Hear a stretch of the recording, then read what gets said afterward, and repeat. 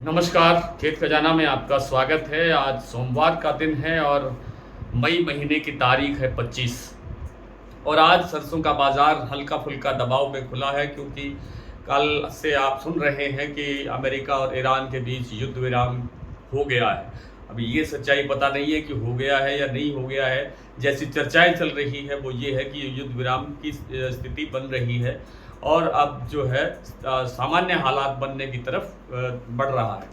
तो इस कारण से जो कच्चा तेल है वो भी दबाव में है और कच्चे तेल के बाद में फिर शिकागो दबाव में आता है और शिकागो के दबाव से फिर दूसरे खाने के तेलों पर भी दबाव पड़ता है और यही स्थिति आज बनी है। तो तेल में 10 से 15 रुपए प्रति 10 किलो यानी 1 से 1.5 रुपए किलो तक का दबाव बना है, यानी गिरावट आई है खाने के तेल में, सरसों के तेल में।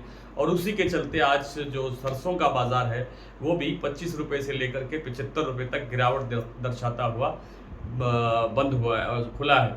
और जो प्लांटों में है, प्लांटों में भी 75 रुपए से लेकर के 100 रुपए तक की गिरावट दर्ज हुई है। चरखी दादरी और दिल्ली लाइन पर भी बाज़ार 75 रुपए के आसपास कमज़ोर हुआ है। 50 रुपए और 75 रुपए। भरतपुर मंडी का भाव खुला है 7,523 रुपए, जो कल था 7,541 रुपए, यानी शनिवार को। यानी परसों से शनिवार की तुलना में आज 18 रुपए का भाव कमज़ोर हुआ है। जयपुर का भाव 7,900 रुपये रह गया है, यहाँ मात्र 25 रुपये की गिरावट है।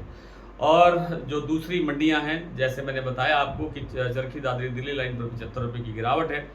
तो कुल मिलाकर के लगता ये है कि सरसों के अंदर कोई बड़े मंदे की या बड़ी गिरावट की गुंजाइश नहीं लगती है और बाज़ार 2-4 दिन के अंदर फिर रिकवर होने की स्थिति में आ सकता है, क्योंकि आवकों का प्रेशर है, आवकें नहीं हैं, आवकों की कमी है और उपलब्धता नहीं होगी तो सरसों का बाज़ार कमज़ोर कैसे रह सकता है, ये आप जानते हैं। सलोनी प्लांट में 75 रुपये की गिरावट दर्ज हुई है, 8,575 रुपये का भाव है कोटा और अलवर प्लांट में, जबकि 8,610 रुपये का 35 रुपये का भाव है दिगनेर में और लगभग 8,600 रुपये का भाव है आपके शमशाबाद प्लांट में। और बीपी आगरा और शारदा में भी लगभग 50 से लेकर के 100 रुपये की गिरावट दर्ज हुई है। मंडियों के अंदर भी इतनी ही मैंने बताया कि 25 रुपये से लेकर 75 रुपये तक की गिरावट है। शाम के वीडियो में विस्तार से चर्चा करेंगे, तब तक के लिए नमस्कार।